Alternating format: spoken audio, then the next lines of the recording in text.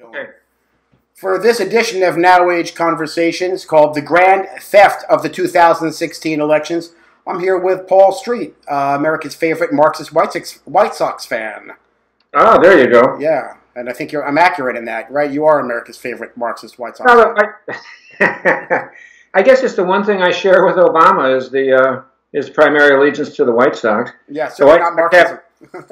White Sox haven't had a whole lot to cheer for lately. We did get a World Series in 2005. You know, the Cubs winning just the National League Championship was a bigger deal in Chicago than the White Sox winning the World Series. I'm sure. The Cubs, the whole storyline is about the overcoming of the curse. The White Sox had a horrible curse. It was called the Curse of the Black Sox, and it went on for many decades, from 1919 all the way through 2005, when they finally weirdly broke through. I think they got kind of lucky in '05, you know. And it's because the Sox are on the wrong part of town. They're on the wrong side of town. Yeah. They're the wrong part of town. Yeah, the age-old problem. So before we get into, sorry, I got the leaf blower outside. I hope it's not too distracting. There he goes. Well, continuing on that baseball theme, yeah. They said all hell would break loose if the Cubs ever win the World Series. And here we are. Well, here we are. So before we jump in, what's your feeling about? I mean, there's good news, and that to me, the good news is that Bob Dylan doesn't have time to go collect his Nobel Prize, and of course, that's all the outrage to the elites over there in the Nobel Committee.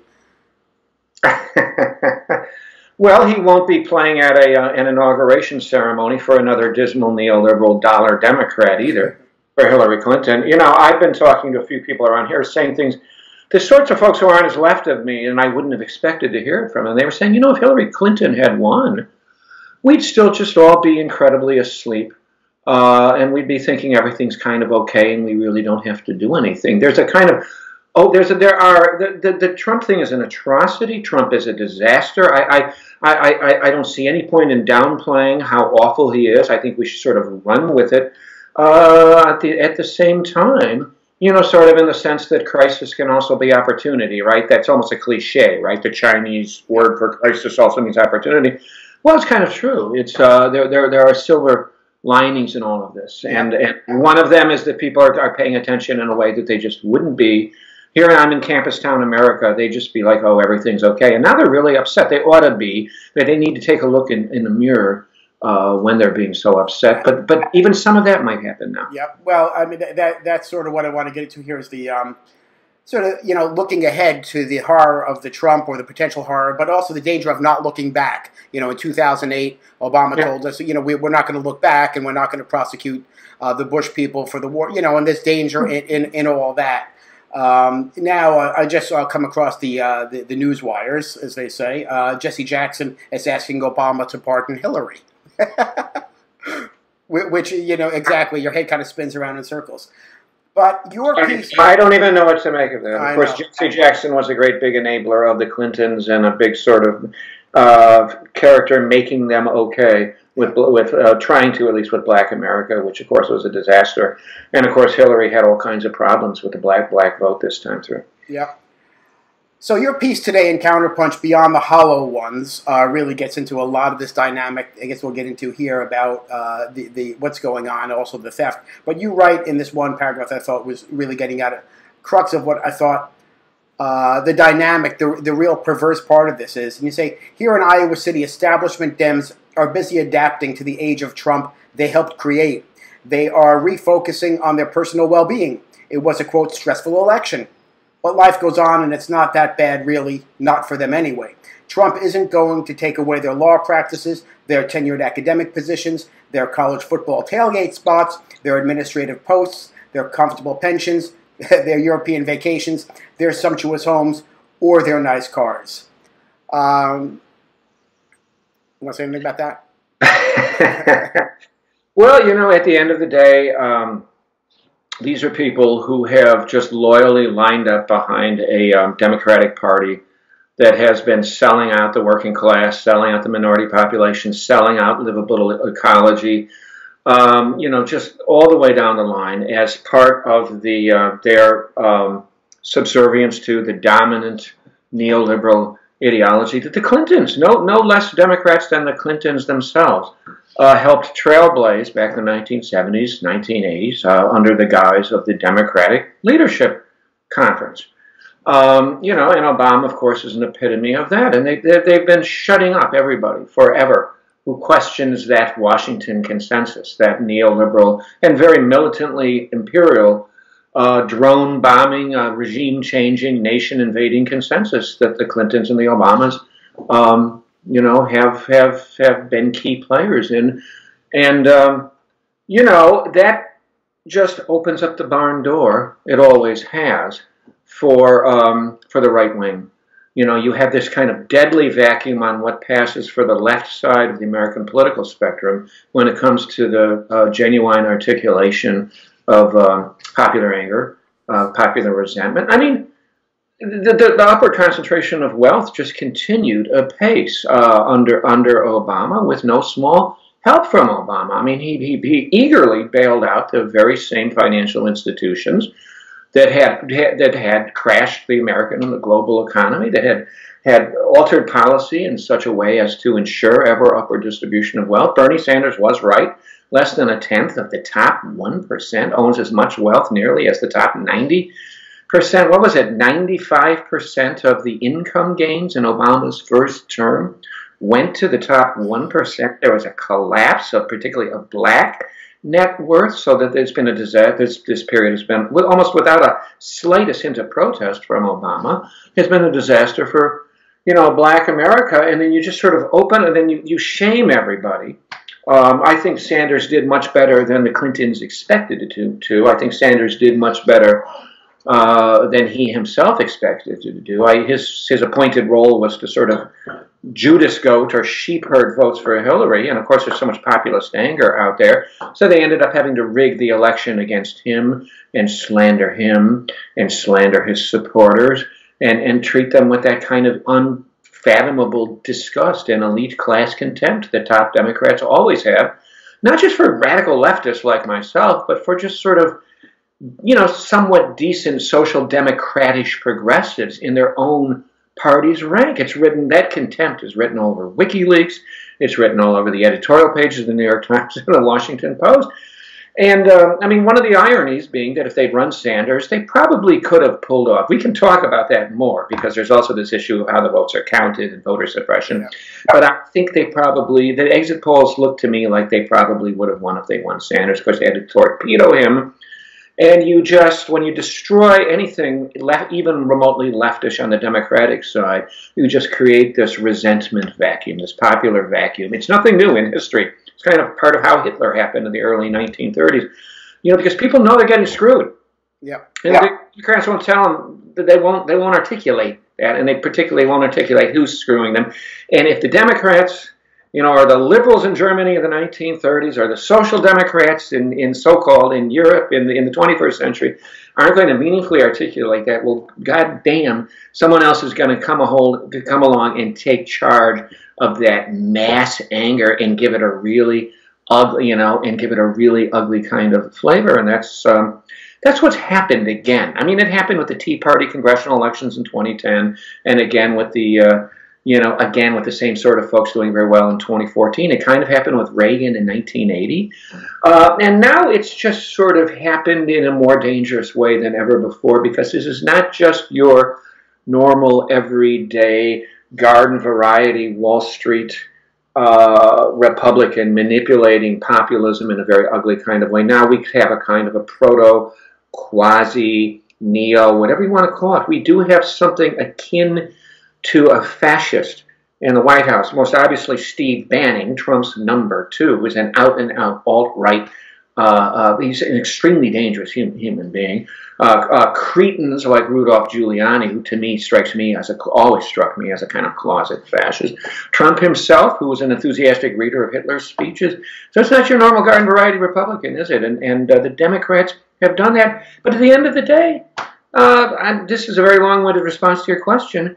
Most of the privileged Democrats that are, for example, in control of the Johnson County Democratic Party here in the so-called People's Republic of Johnson County. I love that. Any college town anywhere in heartland America gets called the People's Republic of, Ann Arbor, Lincoln, Nebraska, because they're very blue, right? They're always in and around a college. And when you look at them, they're usually all run by very centrist, very down the middle of the road, corporate, neoliberal, know-it-all, professional class guys. And Democrats, I don't think they're going to lose their jobs. I don't think they're going to lose their homes or the European vacations. Immigrants, so-called illegals, undocumented people, pipeline fighters who I will expect to be subjected to even worse kinds of repression with federal involvement in coming months and years.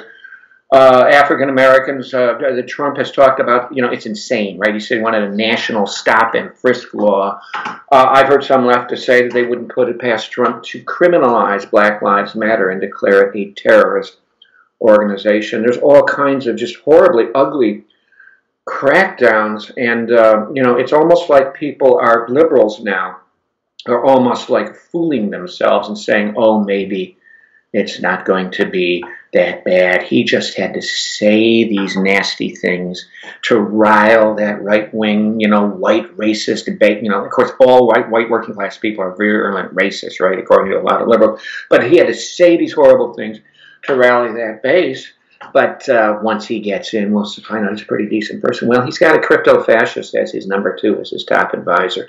He's talking about putting a far right-wing, racist, white nationalist Jeff Sessions in as Attorney General. That's the top law enforcement agency.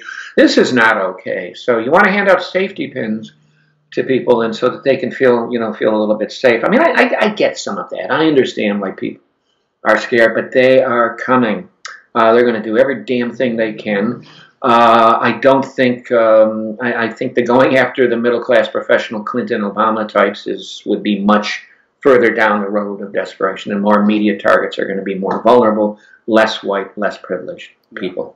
So, in the interest of full disclosure, it's probably safe to say that you and I both voted for Jill Stein in swing states. Yeah. So, yeah. Whatever scorn people want to heap at us, which, the Rachel Maddows and all that, are blaming us, of course, for the Trump nightmare. You take that as it is. That's just part of the whole story. And we're talking about the theft of the election, though. So there's obvious. We talk about theft and voter suppression and manipulating the voting machines. There's also the sort of theft of the information. There's the theft of the accurate conversation. There's the theft to the point when people can't discern one thing from another, because you have to rely on the media at some point to give you some information. You don't have direct experience of it, and you have to rely on some reporting. And now what they see, we're calling the fake news, the problem on Facebook. So we have different levels of it. There's the fake news, these Occupy Democrat sites and Bipartisan Report, which promote just any old crap, just clickbait. And then you also have, I think it's much more virulent on the alt-right side. I haven't seen much of that because I don't get that on my feed. But what I read about it, it's pretty horrific stuff. And then you get the traditional sort of liberal publications, The Nation and Mother Jones and Slate, using their kind of superstar liberal, you wouldn't have to, well, we can name them, you've named them in your piece, who just go out there with this sort of scorn, like you talked about, for anybody who doesn't buy the institutional establishment Democratic Party line, that if you're against Hillary, you're now we're all Russians, apparently. I didn't know. I mean, I have some Russian ancestry, but I didn't really know that kind of, tied me into. I'm a quarter Finnish, and I don't know if that qualifies. Yeah, I mean, so, I think there's a pipeline to me from the Kremlin via Helsinki. Yeah. Yeah. So there, and what brought up in me, and I brought this up to you earlier this year, this whole sort of war against, the baby boomers against the millennials, which, you weren't really taking to so quickly, but I still kind of feel like there was a divide and conquer going on intentionally. And I felt it, of course, because, I'm not really privy to the right-wing conversation, but the way that the Democrats split the left the way they did. They split, if you weren't for Hillary, then you must be for Trump, and they split families. My family was split, friendships were split. They knew what they were doing because they had no positive message to run Hillary on. at all. You know, I mean, what are you going to say? I mean, look, she's a neoliberal that, you know, was, you know, actually worked to promote the policies that sent your jobs overseas. I mean, you know, what positive message? You know, apparently she did some nice things for women and children 30, 40 years ago, and they keep repeating those as if it's as if it's sort of money in the bank or something. And I guess it was money in the bank because they used it over and over again. Well, a lot of those friendships you're talking about, I've already sort of lost those because I was so strident against the myth of a progressive Obama from day one. So I kind of did it on that score. I find, as someone who was an academic and who was working in civil rights professional in the nonprofit sector, that having these types of critiques of the Democratic Party is a real liability occupationally and professionally. It costs you a lot of money. The liberal elite class does not take this kind of criticism from its left mildly. It's one thing. I'm going to get back into your more substantive questions, but there's nothing they hate more than those who outflank them on the left. One thing I've overestimated over the years is the extent to which sort of center fake progressive centrist Democrats seem to have, it's very important to them to have a sort of identity of themselves as upholding something that they think is the left. And then when actual sort of Howard Zinn, you know, types of lefties, you know, outflank them, boy, do they hate that. And I've always caught a lot more hell from self-declared liberals than I ever have from right-wing Republicans. Right-wing Republicans have been sort of kind and nice and polite towards me relative to liberals over a lot of my life as a leftist. It's kind of interesting in that regard.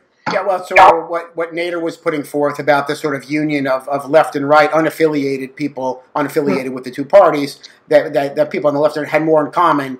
You know, when we take away the sort of divide and conquer, let's just talk about the things we disagree about. Actually, there are a lot that we do agree about. And, you know, when we start talking about that, it's always remarkable to think, hey, wait a second, we agree on a lot of things. Part of it is when you're on the left, you often work in a university or a nonprofit or a labor union or something like that under an authority figure that tends to be a liberal Democrat. It's just they're sort of in control of these top positions, the department chair, the top business agent in the union, the person who's in charge of the union organizing, the CEO of the civil rights nonprofit. The people with the biggest salaries in the organizations tend to have these kind of Clinton, Obama kinds of you know, leanings. So, you know, I mean, part of that is it's a biased sample. In other words, when I say I've caught a lot more hell from Democrats and Republicans, I haven't worked in a lot of organizations, you know, with Republicans. I don't think leftists generally do. So I think that's part of that. Yeah. Now, you probably, you know, I mean, we probably share similar Facebook feeds to some extent. Now, you know, I've seen people going on, and in fact, today, friends of mine saying, I still don't get why people would vote for Trump against their best interests. And I'm responding, no, it was against their best interests to vote for a neoliberal because, you know, they know what happens when a neoliberal is in because it means that their jobs are outsourced, you know, the financial sector is deregulated and everything that goes along with that, which means that their standard of living has decreased dramatically. So they know who brings them that. That's not much of a debate. But it's almost as if I'm talking a different language. You know, when I talk to liberals and Democrats and I say neoliberalism, they don't want an explanation of what that is. That's radioactive terminology to them.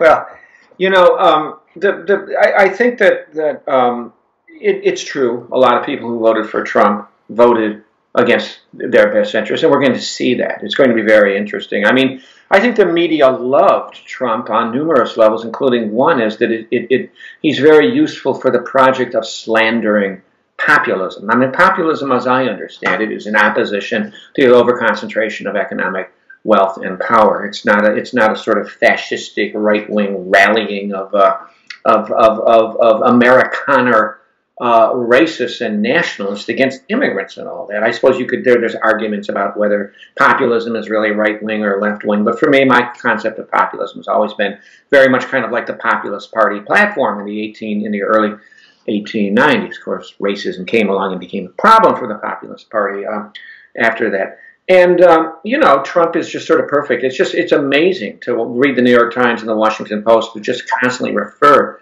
to Trump as a populist. Well, he certainly isn't. My Populist. Well, this populist is going to have a transition team, already has one, is going to have a cabinet, is going to have a collection of grand strategy makers around him that are going to be all about the neoliberal agenda and all about deepening the already obscene concentration of wealth and power in this country. I don't think we're going to hear anything about workers' right to organize. I don't think we're going to hear anything about a $15 an hour minimum wage or more, or serious renegotiation of the North American Free Trade Agreement and all that. So, you know, I mean, I think people vote against their interest when they vote for a capitalist candidate. So it's true for both of those parties. You know, back to what you were talking about before, Greg Palast wrote a wonderful essay. I wish I could remember the title of it right now, about Florida and 2000. I mean, the votes for Nate that went that way, and in a couple districts. I mean, the votes statewide were nothing remotely compared to the impact of the systematic disenfranchisement of black voters in Florida, the cutting of them off from the voter rolls in the first place on the pretense that all these folks had felony records. And I think in Florida, they still, I don't know if they still deny voting rights to lifelong for people with felony records. That exists across the South. And in any event, the racist suppression of the vote was so much more significant, you know, than the native vote. This time, I can't fathom what on earth they can be thinking of Jill Stein, and this is a problem. We on the left have to talk about Jill Stein and Ajamu, and I like both of them. The Green Party, did they crack 1%? They came in at about 1%. Yeah. There's no credible claim that there was any particular real negative impact in the winner-take-all system because of the Greens. Hillary clearly failed to recreate. I don't know why anyone now, in retrospect, which is 2020, right? Well, who's surprised? She lacked the charisma and the record to remotely be able to resurrect the Obama coalition. And she needed very much to be able to do that because it appears that we are in a period of American elections where the Democratic presidential candidate has to win the popular vote, and the popular vote in the key battleground states, not just by a simple majority, but by a very significant majority, because there's this ongoing problem of whether the votes really count. There's these ongoing problems, and they're always concentrated and centered on the battleground states. We don't have a national election. We have an election centered on the relative minority of pivotal contested battleground states, where the outcome is not determined in advance, right? You live in one, I live in one. Yours has a lot more electoral college votes than mine does. I only had 6, and you know, there are all kinds of problems with voter suppression, the cleansing of the voter rolls, there not being enough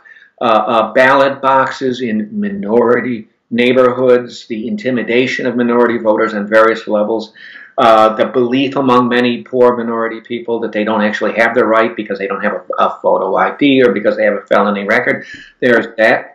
And then there's the private, right-wing, for-profit, proprietary ownership of the software that without a paper trail that collects and tabulates and reports the votes, and of the voting machines themselves with no verifiable way of checking. We really actually now are in a period where we don't know what actually happened in the voting booths, particularly in the contested states where it actually matters. There's a disparity between the exit polls and the voter outcomes in some of these battleground states that would lead to the U.S. State Department to call an election in another country with the same disparities if the outcome wasn't what Washington wanted, right? If it was what Washington wanted, then they'd be okay with it. But if it wasn't, you know, like the Sandinistas winning an election in Nicaragua that America didn't want it, then they would be looking at the disparities. You know, I think they have a 2% rule, and the disparities have been well beyond that, 5-6%, and say that election is illegitimate and invalid. I've heard of Bob Fritiak, who's the leading political scientist and attorney on this issue, say that these outcomes, these disparities in places like Florida, North Carolina, Pennsylvania, and Ohio, statistically almost impossible. It's as if Trump had gone into Vegas and went up to a slot machine and won the super, payoff every single time, and when you think about that, it's just absolutely chilling, right? I mean, it would be better for them to just outlaw elections altogether. As Emma Goldman, the great American anarchist, said they would. She said if voting made any difference, they'd make it illegal, right? It would be better to actually just make voting illegal than to corrupt the voting process so intimately from within, and it really leads a lot of us to question the relevance of voting in national congressional elections. At this point, we may sort of be moving into a voting period. Parties don't have to be just only about elections. Parties don't have to be only the Bolshevik Party in Russia. I hate everyone analogizing everyone the Russian Revolution all the time, but there have been parties in the past that are directed towards. They're still a party, but they're not just about running candidates. So Sanders could have won. Well, I think Sanders. I don't think they can. And I'm a novice now. I'm brand new on learning all about this voting stuff. I don't think they can steal. And most of the voting companies that do this stuff are lean right and they have ties to the neocon establishment. I don't think they can steal a landslide. I don't think they can pull that off. That's just too graphic. It's just too. Your hands are too red that way. But they can steal close elections. And Al Gore and John Kerry and Hillary Clinton had no business. I mean, they lose the election by letting it even be close.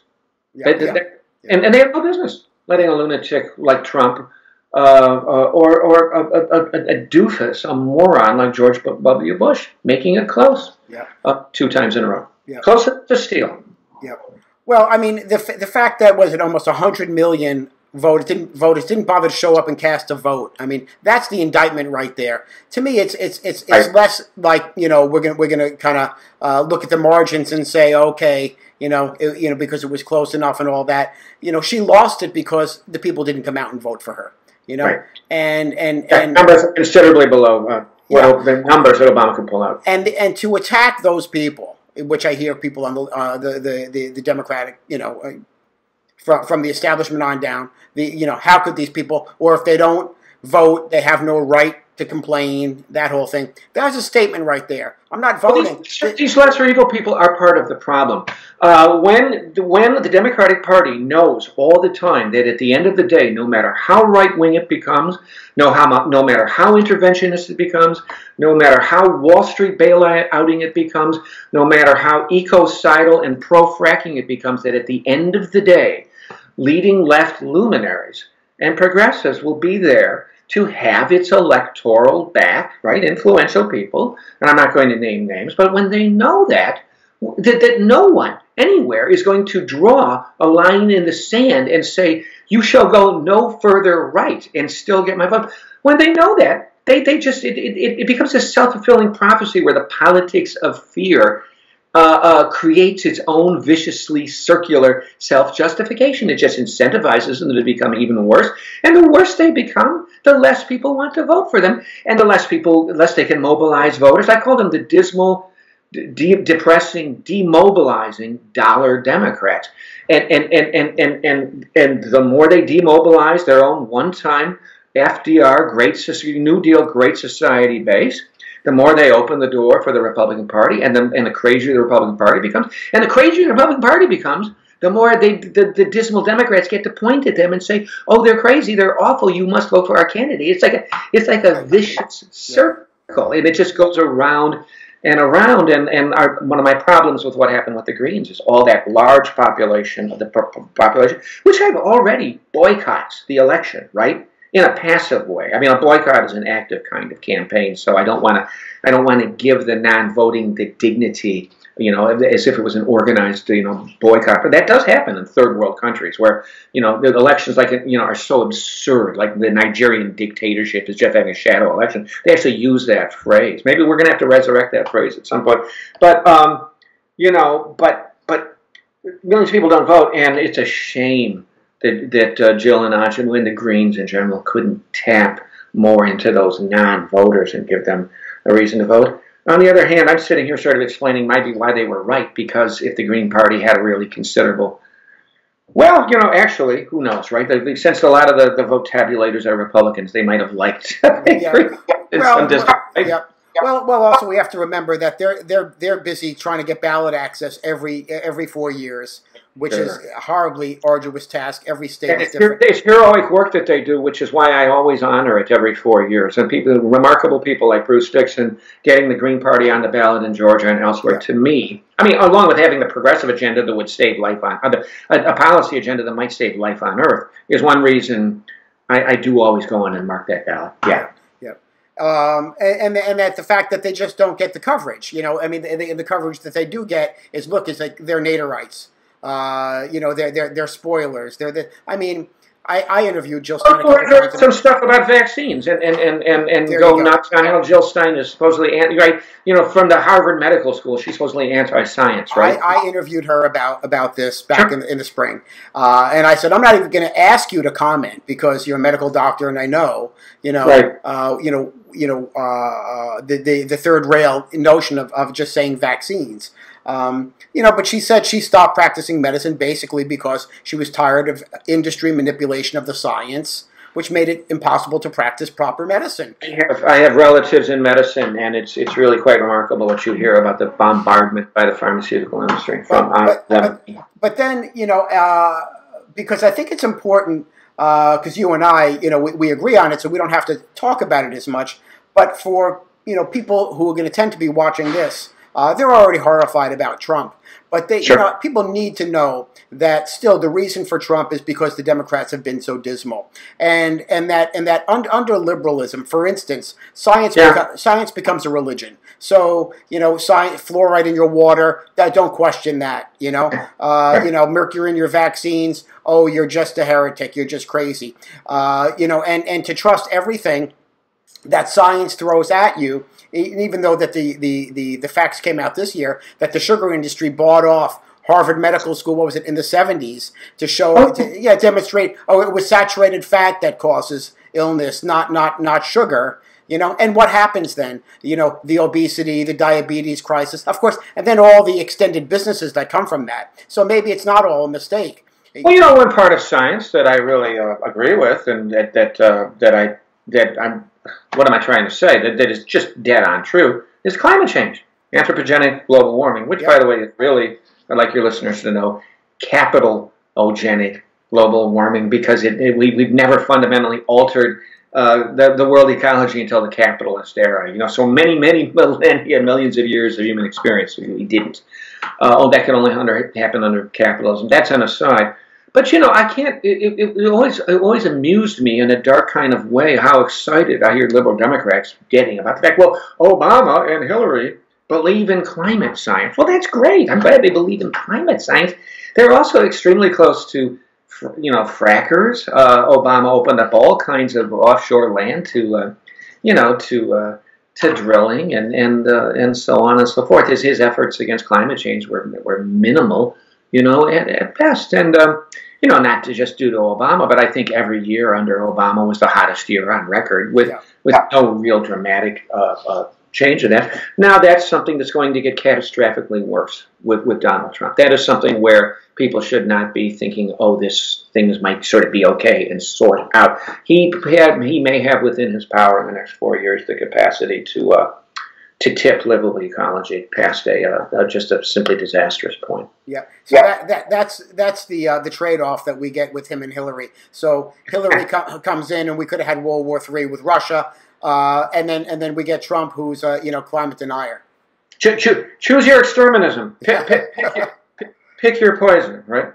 Exterminism was a phrase that I use a lot, and I got it from the great British Marxist working class historian E.P. Thompson, who in the 1980s became so horrified about the prospects of World War III, relating a lot to Reagan's missile deployments in Europe, that he wrote a famous essay in the New Left Review in which he started off saying, comrades, capitalism is horrible, imperialism is terrible, let's talk about the exterminism of our times, a sort of terminal endpoint of all this. And I think that threat, the threat of World War III, is as alive as ever, in part because the post-Cold War era has kind of led to a degradation of safety systems, particularly on the Russian side.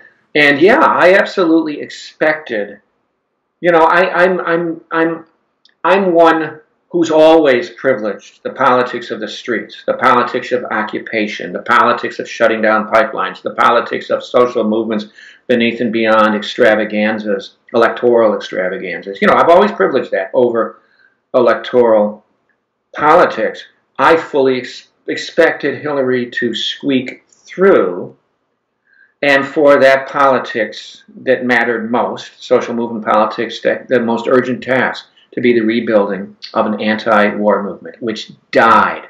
It was murdered, was liquidated under Barack Obama in the transition from Bush to Obama, because of her incredibly reckless record and statements, and her reckless connections, Council on Foreign Relations, Brzezinski, Madeleine Albright, just that whole crew. These are the people Diana Johnstone has written about a lot on Counterpunch and in her book Queen of Chaos. With Hillary Clinton saying horrible things about the military option being on the table vis-a-vis Russia. I mean, that's just madness. Talking about no-fly zones over Syria, embracing the regime in Ukraine. That's what I expected our top task was going to be, to avert World War III. That has receded. That's another silver lining with Trump. That has receded for now. I don't know that we'll be saying that 2 years from now. There's all kinds of things that could happen under Trump. His vice president, Pence, has said his role, who's going to be a very powerful vice president, says his role model is Dick Cheney. Dick Cheney was a militant expansionist. So we'll see. But for now, that World War III danger seems to have receded, and the top existential threat seems to be rapidly accelerated climate change, though I don't want to downplay racist police state assaults on immigrant populations, on undocumented, on African Americans, or dissenters, yeah, or dissenters. The protest movement. Pipeline fighters. They think what's going on up in Standing Rock is ugly right now with the county police and the state police and the still under state control National Guard up there. I have a distinct impression Trump will not only fully approve Dakota Access Pipeline, might go back and fully approve the Keystone Pipeline, and then deputize National Guard and send in federal marshals. And we could be talking about moving from rubber bullets to live ammunition. I know that sounds horrific, but there are people in that administration that think that way. He has promised to completely deregulate energy. He's going to make America great again. He wants to resurrect coal. It's just absolutely astonishing. So in your piece, which I also agreed with, you talked about what's the point of voting in sort of top level elections anymore? Which my wife and I talked about quite a bit. It's like, why are we even bothering engaging? Because it seemed to us even early on that this was a charade. That the elitists were going to win, either way. And like you, the reason I voted Green is for the, all those reasons that you indicated. But I want to honor those activists who fight to get the thing on the ballot. And I mean, the fact is that there was a candidate on everyone's ballot that had a policy agenda that might save life on Earth. Yeah. I mean, it's just amazing to me that I just feel existentially bound to honor that and vote for it, for God's sake. Well, I have people, friends on my Facebook feed who want to ask the question, how many election cycles do you think it'll be before the Greens can actually gain some traction? I said, well, maybe just the one when you decide to vote for them. I mean, everybody wants to be like the last person on their block to vote third party, but let the neighbors do it. The ones with the, with the shaggy hair, they can vote for the. Well, the people who bitch about the Greens and third parties, I mean, they should look at public opinion polls for decades have shown in the United States that most Americans think the two parties, most Americans have forever, as long as I've looked at the data, think the two parties do not adequately capture the spectrum of opinion in this country. Most Americans would like private money taken completely out of public elections. If people want us to engage in an excited,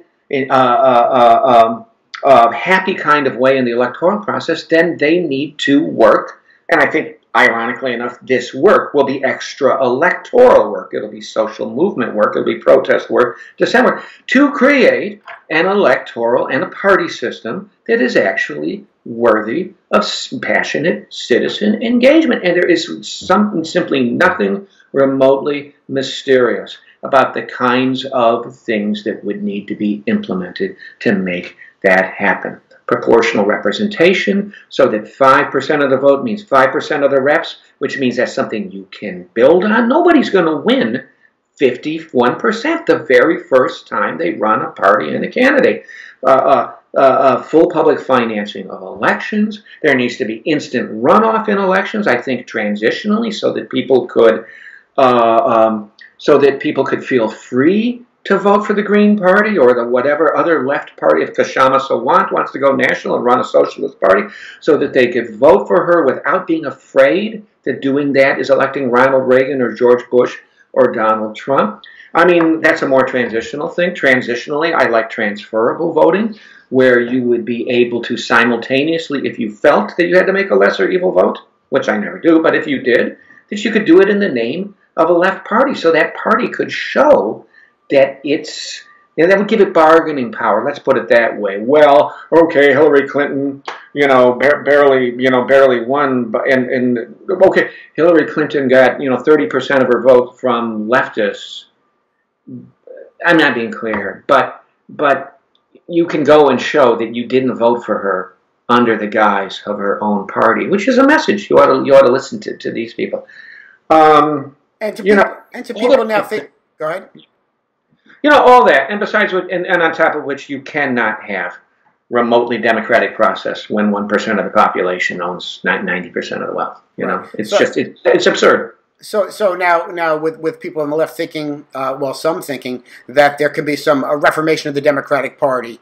I don't think that's even remotely possible, because you have George Soros and the elitists. They're all kind of clamping down, the Howard Deans. They'll all take power before you turn around and go to the bathroom again.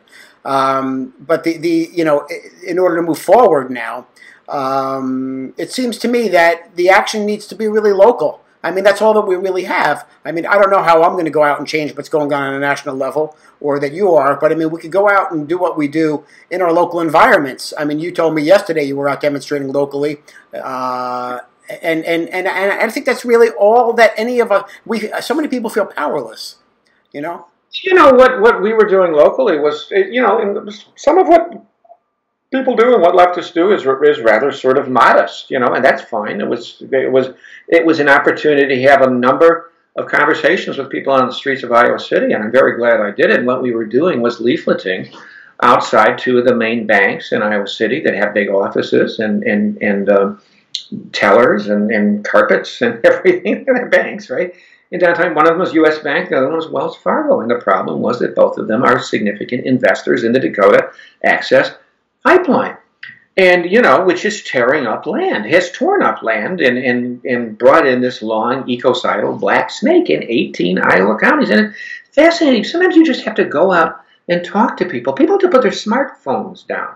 And I had these little leaflets, and I would have, and I know how to do this, I would have these interesting, funny conversations with kids. Some of them would pretty much just blow me off and tell me to go away. But it turns out some of these sort of white Iowa kids stop looking at their smartphone, take a look at your leaflet, and they know someone who knows a farmer who's had their land torn up, and he's pissed off about it, and they're worried about oil spilling into local streams and local lakes. Those people are out there. You have to go out there and talk to them. That kind of stuff matters. Now, Wells Fargo, U.S. Bank are both banks that aren't just local banks. Everything's interconnected. And out of this, I had a wonderful conversation, believe it or not, with a dentist who turns out to be a flaming left-green environmentalist, actually from another town, but he was in town for something. And he's talking about the need to get universities completely divested from fossil fuels and to look into the endowments of the University of Iowa, which is his alma mater. And this guy's got a lot of money. He said, "Who can I?" That's conversational. He said, "How can I help? Can I support the people in Standing Rock or the people down at the camp down in Sandusky, Iowa? What can I do to get my alma mater university disinvested from fossil fuels. Well, that's a pretty doggone good thing, and it's not electoral politics. It's social movement politics. There's this dominant definition, this reigning definition of citizenship in America, and it says that meaningful participation is going in this little, voting booth and, touching a screen or poking a hole or marking a hole on a ballot one day for 5 minutes, once every 4 years. And I should know what 365 times 4 is. I think it's 1460 or something like that. So, and then you're supposed to go home, and as Chomsky says, let other people run the world. Now, I would supplement that and say, let other rich and powerful people run the world into the ground, or alternately, ruin the world. Well, there's another kind of politics. Elections take place, but there's another kind of politics. If there's a silver lining in this last election, is that that's all we've got.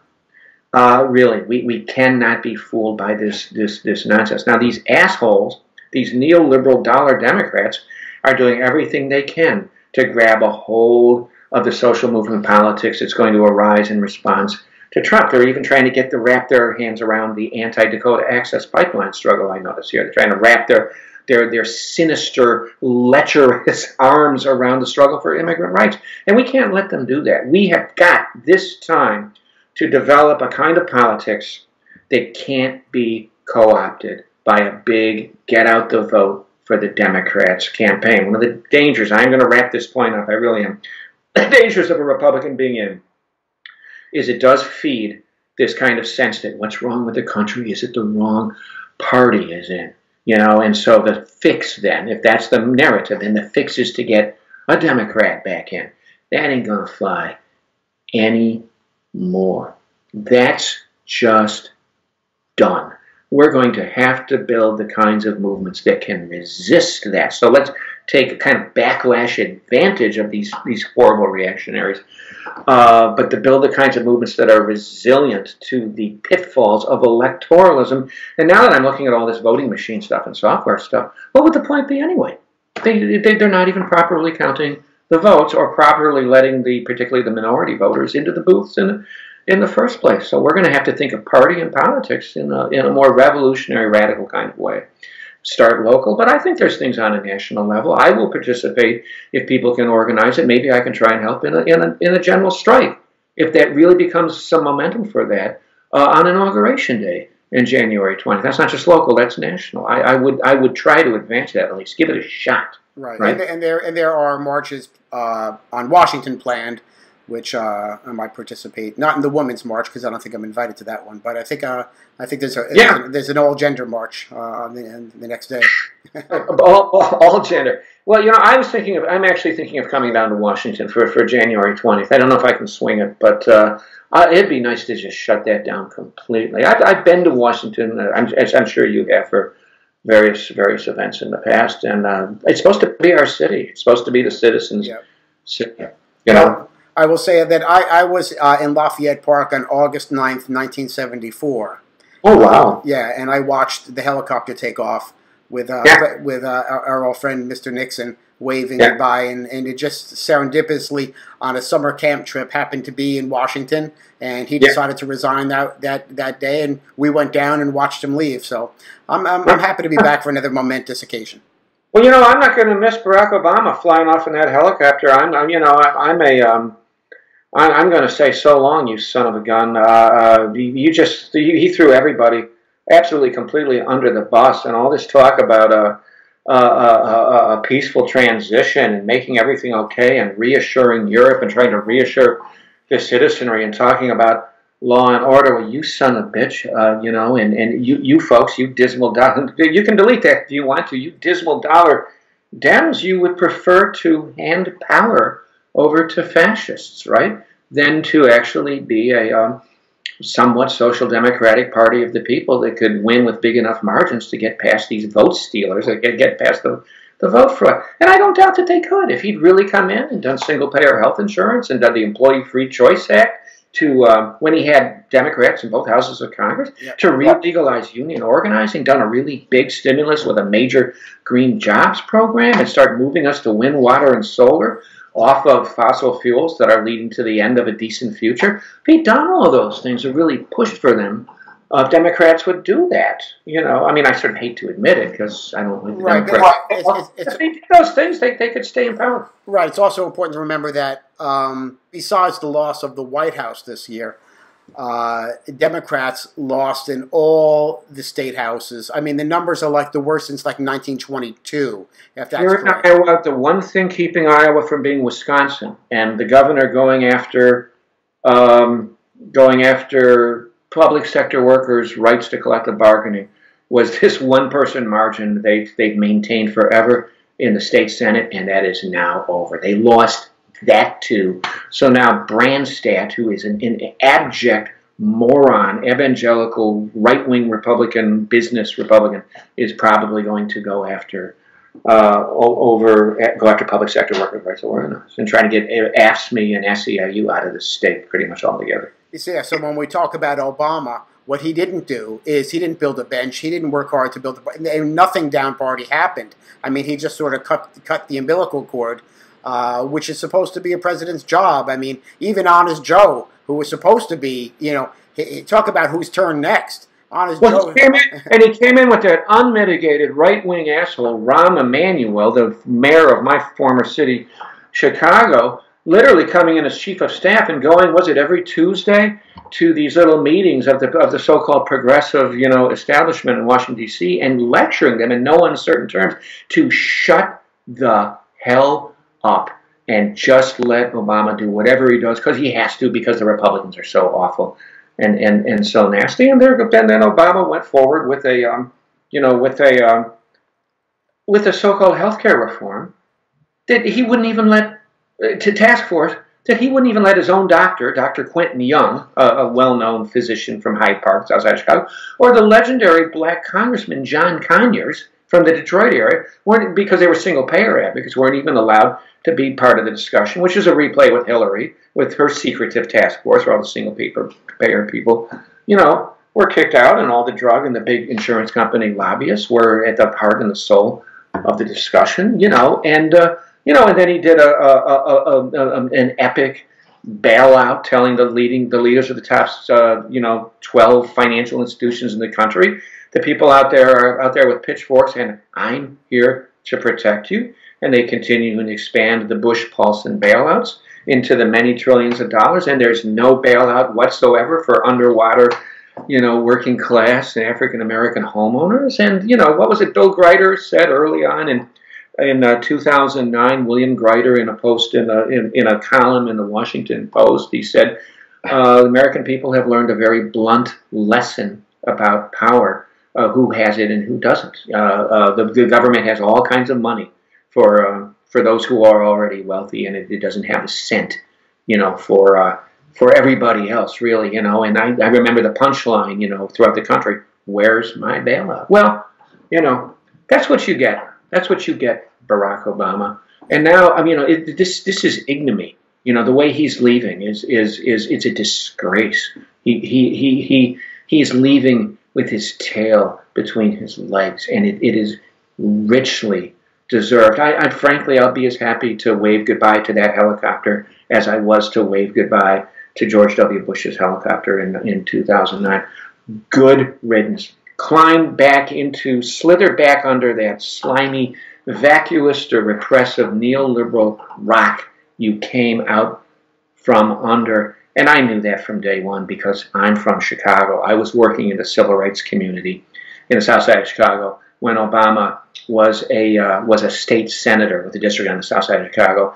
And before he went national and viral with the keynote address, Black Chicago had a lot of problems with Barack Obama. They thought he was a real slimy son of a gun. And they were right. Unfortunately, too many of them forgot that after the identity politicized show took over. But they had him right at the beginning. And good riddance to Barack Obama. Yep. Well, Democrats shouldn't wonder why we're at where we're at. But they will, and the propaganda will continue, and we'll assuredly still be on the fringes, and we'll be responsible for whoever the next lesser evil candidate is. And well, you know, there's two they're blaming everyone. Hillary's been blaming everybody. You know, James Comey did it, Jill Stein did it, all those crazy alienated Bernie or busters who wouldn't come out and vote for her did it. She did it to herself. There are two legitimate external targets, I do think. I do think to some extent, I think Comey really hurt her. I do think that was an incredible development that should chill everyone that should send a chill down your spine, that the top cop of the nation broke the 60-day rule and let out this vague kind of information so close to an election. I mean, that's a somewhat legitimate target. But they don't want to talk about the Electoral College. The Electoral College is a legitimate target, if not for the Electoral College, which overrepresents rural and red states, right? I mean, it is, in fact, absurd that we don't have a popular national election of the U.S. president. But they don't want to talk about that because then that raises the question of the Electoral College and the Constitution. I mean, that raises the question of the Constitution and all of that, and that's just not them. And they don't want to say a thing about these voting machine issues, about the software companies and the voting machine companies. And I think in part that's because some of those companies have given money to the Clinton Foundation and because they used rigging of various kinds to defeat Sanders during the primaries. So they got to keep mum about that, right? So somehow we will go on. Hopefully we'll see each other in Washington if things go well on Inauguration Day, and you know whatever that brings. And flipping the bird to Obama as he leaves is not a welcome hi hello I'm glad to see you to Donald Trump. And don't let anyone tell you that it is. Thanks. Till the next time. You bet. We'll talk soon. Bye-bye. Okay, super. Right on. Bye.